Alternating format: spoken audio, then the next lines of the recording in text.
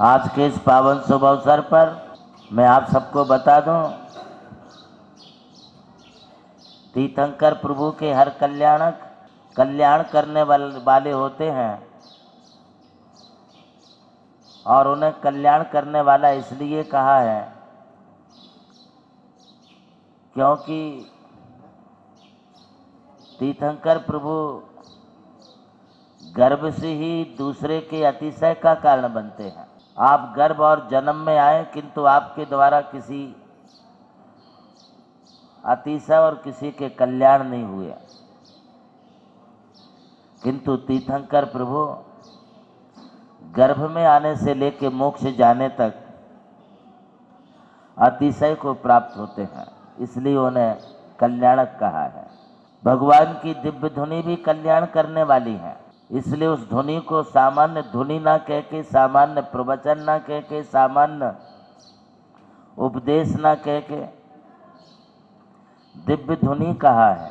यूं तो तीर्थंकर प्रभु भगवान की हर क्रिया दिव्य होती है, चाहे उनका उठना हो, चाहे बैठना हो, चाहे चलना हो, चाहे बोलना हो, हर क्रिया में उनका अतिशय है। यदि वे विहार भी करते हैं तो अतिशय हो जाता है। अतिशय अर्थात कल्याण, ऐसा कल्याण होता है कि जब वे चलते होते हैं तो चारों दिशाओं में 100-100 योजन तक सुभिक्ष हो जाता है, पृथ्वी दर्पण के समान निर्मल हो जाती है, आकाश स्वच्छ हो जाता है, जीवों में परस्पर मित्रता के भाव हो जाते हैं, सभी ऋतुओं के फल फूल एक साथ आने लगते हैं। उनका चलना मात्र लोगों के कल्याण के लिए होता है। हालांकि प्रभु मन से नहीं चलते हैं, भगवान का विहार इच्छा पूर्वक नहीं होता है, उनका प्रवचन इच्छा पूर्वक नहीं होता है। भगवान बैठते भी हैं, उठते भी हैं, खड़े भी होते हैं, किंतु बिना इच्छा के होता है। आपकी क्रियाएं बुद्धि पूर्वक होती हैं, बुद्धि के साथ थोड़ा विवेक भी रखो। आप उठते हैं, बैठते हैं, चलते हैं, बोलते हैं, आप इच्छा पूर्वक करते कोई बात नहीं है, किंतु इच्छा के साथ विवेक भी रखो। ऐसा विवेक रखो कि जिससे आपके द्वारा किसी जीवों के लिए बाधा ना पहुंचे, कोई जीवों को कोई तकलीफ ना हो। हम आपको उठने बैठने, खाने पीने, बोलने के लिए मना नहीं कर रहे। आप खा पी करके सो भी जाइए, सोने के लिए भी मनाही नहीं है, और सो के उठते हैं तो बोलिए भी, किसी से अपनी बातचीत बंद मत कीजिए। किंतु जब आप उठते बैठते, खाते पीते, बोलते और सोते हैं तो विवेक पूर्वक उठिए, बैठिए, बोलिए, खाइए, सोइए। यदि विवेक होगा तो यही विवेक आगे चल के तुम्हारे भी कल्याण का कारण बनेगा। भगवान प्रभु परमात्मा बिना इच्छा के ही सब कुछ करते हैं। जैसे बादल बिना इच्छा के ही विचरण करते बरसते हैं, वैसे भगवान भी बिना इच्छा के ही उठते बैठते चलते और दिव्य धुनी भी देते हैं। ये धुनी दिव्य है। आप बोलेंगे पार्टिकुलर किसी एक भाषा में बोलेंगे, आप बार बार रिपीट करके बोलेंगे।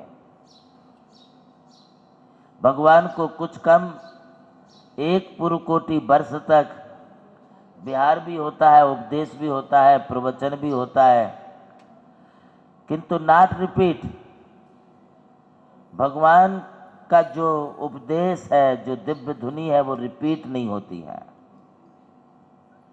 क्योंकि अनंत ज्ञान है।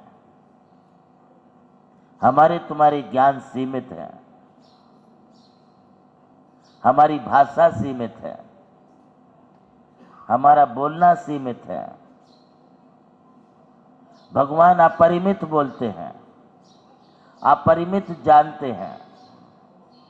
अनंत सागर के प्रमाण उनकी अनंत वाणी होती है। उस अनंत वाणी का थोड़ा सा भी अंश यदि आप प्राप्त कर लें तो आपका भी कल्याण हो सकता है।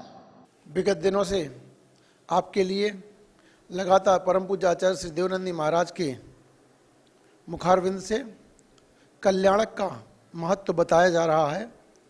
कल्याणक कैसे होते हैं और इन कल्याणकों का क्या अतिशय होता है। आज के प्रवचन के अंतर्गत मैं आपसे पूछना चाहता हूं कि भगवान तो अनिच्छापूर्वक सभी क्रियाएं करते हैं, लेकिन हमें उठना, बैठना, खाना, पीना, सोना आदि किस प्रकार करना चाहिए। जवाब देने के लिए नमोकार तीर्थ व्हाट्सएप ग्रुप में जाकर दिए गए लिंक पर क्लिक करें। जवाब देने के बाद अपना नाम और रजिस्टर्ड मोबाइल नंबर अवश्य लिखें। विजेता का नाम आज ही शाम 7:33 पर प्रसारित होने वाले कार्यक्रम प्रज्ञा श्रमण देवनंदी जी महाराज के मंगल प्रवचन के दौरान घोषित किया जाएगा। विजेता को मिलेगा चांदी का सिक्का और वो बनेगा आज का नमोकार स्टार। नमोकार स्टार प्रतियोगिता के सौजन्यकर्ता हैं श्री जमुनालाल जी, श्रीमती लक्ष्मी देवी जैन हपावत एवं हपावत परिवार मुंबई। आयोजक श्री नमोकार तीर्थ ट्रस्ट चांदवड़ नासिक। प्रभु श्री राम की जन्मभूमि अयोध्या रही और मोक्ष भूमि मांगी तुंगी। इसी यात्रा में उनके चरणों की रथ से पावन हुई ये भूमि राम टेकड़ी, जहां अनादि निधन महामंत्र नमोकार को समर्पित दिव्य तीर्थ का निर्माण हुआ। नमोकार तीर्थ जो स्थित है नासिक जिले की चांदवड़ तहसील के ग्राम मालसाने में, परम पूज्य गणाधिपति गणधराचार्य श्री कुंतु सागर जी महाराज के उत्तराधिकारी शिष्य परम पूज्य सारस्वताचार्य देवनंदी जी महाराज ने कई तीर्थों के जीर्णोद्धार के पश्चात एक ऐसे तीर्थ की परिकल्पना की कि जहाँ के दर्शन मात्र से ही जैन धर्म का ज्ञान हो सके, जिसके विशाल प्रांगण में प्रवेश करते ही दर्शन होते हैं विश्व के सबसे ऊंचे समोशरण के 108 फीट ऊंचा यह समोशरण बोलता हुआ समोशरण होगा, जो आधुनिक टेक्नोलॉजी पर आधारित होगा। इसकी परिक्रमा आप मिनी ट्रेन और नौका विहार के माध्यम से भी कर सकेंगे। समोशरण में भूतल पर कलिकुंड पार्श्वनाथ भगवान और पद्मावती माता के 24 स्वरूप विराजमान है। प्रथम तल पर चंद्र प्रभु भगवान की 32 फीट ऊंची अति मनोहर पद्मासन प्रतिमा विराजमान है। विश्व के सबसे ऊंचे पंच परमेष्टि के 51 और 31 फीट की प्रतिमाएं भी यहाँ पर स्थित हैं। साथ ही जैनागम के महान गुरुओं को समर्पित अति सुंदर गुरु मंदिर है। ध्यान कक्ष, ग्रंथालय, संत भवन, 22,000 स्क्वायर फीट का विशाल पिलरलेस हॉल और 200 से अधिक कमरों की धर्मशाला, भोजनशाला, समाज जन हेतु कम खर्च में मांगलिक आयोजन के लिए मंगल कार्यालय और आगामी योजना में है जैन नॉलेज सिटी। और इस भूमि पर आकर आपको अनुभव होगा नमोकार केवल एक तीर्थ नहीं, एक दिव्य अनुभूति है। वो अनुभूति आपकी भी प्रतीक्षा में है।